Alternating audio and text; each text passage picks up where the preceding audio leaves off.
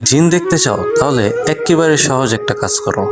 তোমার ঈমান যাতে আরো মজবুত হয় ইনশাল্লাহ, সেই জন্য মহান আল্লাহ তাআলার কাছে দোয়া করো আর বেশি বেশি করে ইবাদত করো। তোমার ঈমান যদি দুর্বল থাকে তাহলে তোমাকে জিন দেখার মতো ক্ষমতা দেওয়া হবে না ইনশাল্লাহ। আল্লাহ তাআলা শুধুমাত্র তাদেরকেই এই ক্ষমতা দান করেন আলহামদুলিল্লাহ, যাদের ঈমান মোটামুটি মজবুত আছে আলহামদুলিল্লাহ। তুমি হয়তো এটা খেয়াল করবে ইনশাল্লাহ যে অনেক মসজিদের ইমামের কাছে জিনেরা যায়, এই বিষয়ে অনেক নিউজ পাওয়া যায়, খবর পাওয়া যায়। তো এমনটা কি লেগে, কারণ তাদের ইমানটা মাশাআল্লাহ মজবুত আছে, তাদের ইবাদত বন্দিগি মাশাআল্লাহ অনেক ভালো।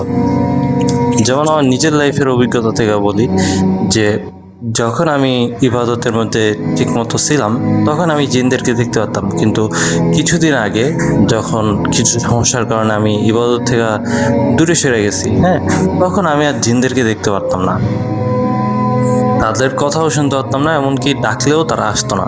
কিন্তু এখন আলহামদুলিল্লাহ যখন আমি আবারও ঠিকমতো ইবাদতের মধ্যে মনোযোগ দিচ্ছি আলহামদুলিল্লাহ, তো এখন সবই ঠিক আছে।